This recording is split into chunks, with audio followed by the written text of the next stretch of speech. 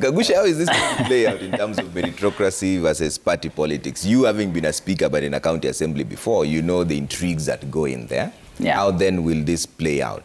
What will be the main consideration for the members of parliament when they elect their speaker? Yeah, before I comment on that, I think Honorable Innocent Mugabe here is putting out some opaque remarks. He says that people are going to the Kenya Kwanza side because of the allocation of resources, which he doesn't think will flow to his constituents as much. I don't think that is exactly the truth, because there's no way our constituents are going to get better CDF allocation because we belong to Kenya Kwanza. We are not going to have more money and resources being allocated to Kenya Kwanza counties.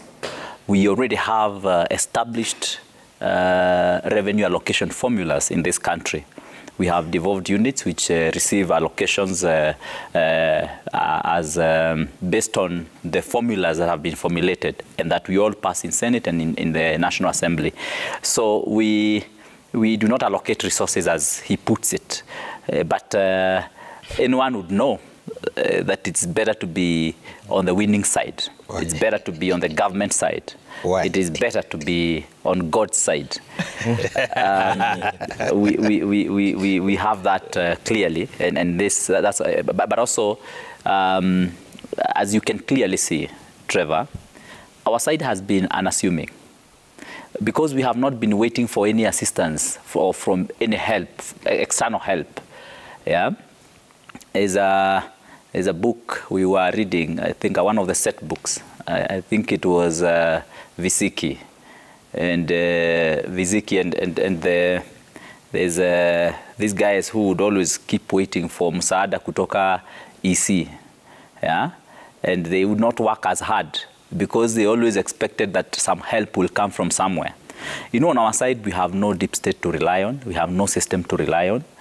We only rely on what we can be able to do at our level. That is why Honorable Wetangula has reached out to the independent candidates. And by the way, he has not only reached out to the independent candidates, but he has also reached out to us. Yeah. He has reached out to us. I got a call from Honorable Wetangula himself requesting me for my vote. And further than that, we also engaged as a group. He engaged me as a person. I also had an opportunity also to tell me what I think and what I expect in terms of his delivery as a speaker. So you can already see. I'm sure Innocent has not received a call from Marende, except for the group address that was done to the MPs as a group. It is highly likely that he may not have received that call. But our guys are unassuming, and that's what we have been doing.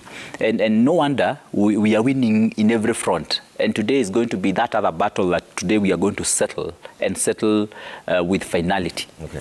We may not get the 2/3 majority in the first instance, because we require 232 members of parliament to vote for us, to vote for our candidate to win in the first round. Yeah. We may not be able to achieve that, but I can predict here that we are going to have about between 190 to 200 members of parliament voting with Kenya Kwanza and voting for Moses Wetangula. We are going to have that kind of a number. And by the time we are doing it the second time, of course, you can see it's going to be about almost 200 and 140 something. Okay. Yes. So